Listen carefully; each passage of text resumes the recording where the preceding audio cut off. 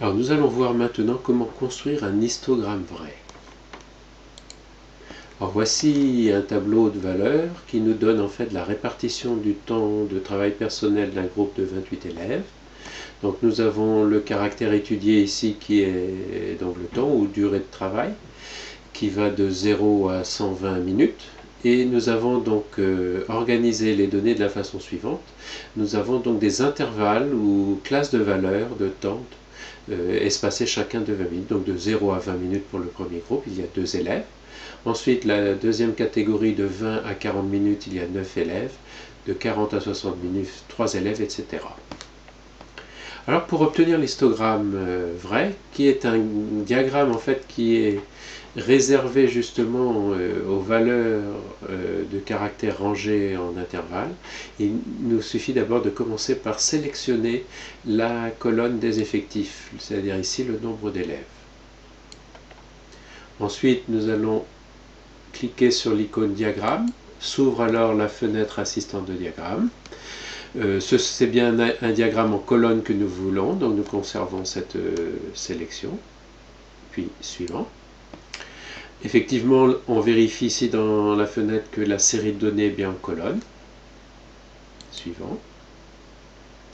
Alors pour rajouter les valeurs du caractère qui sont ici les durées en minutes, il nous faut effectivement modifier l'axe des abscisses. Donc on va venir dans la boîte catégorie ici, dans la petite icône à droite de cette boîte catégorie.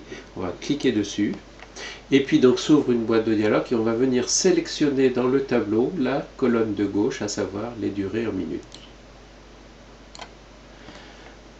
Suivant. On va maintenant pouvoir donner un titre à notre diagramme. Répartition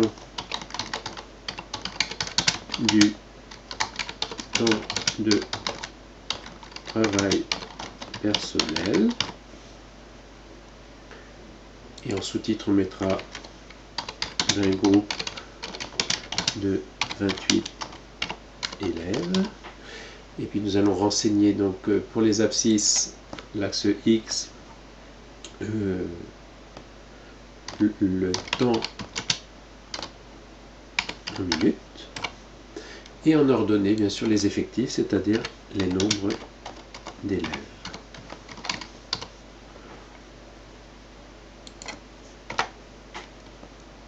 Terminé. Alors notre diagramme est bien avancé mais n'est pas tout à fait terminé.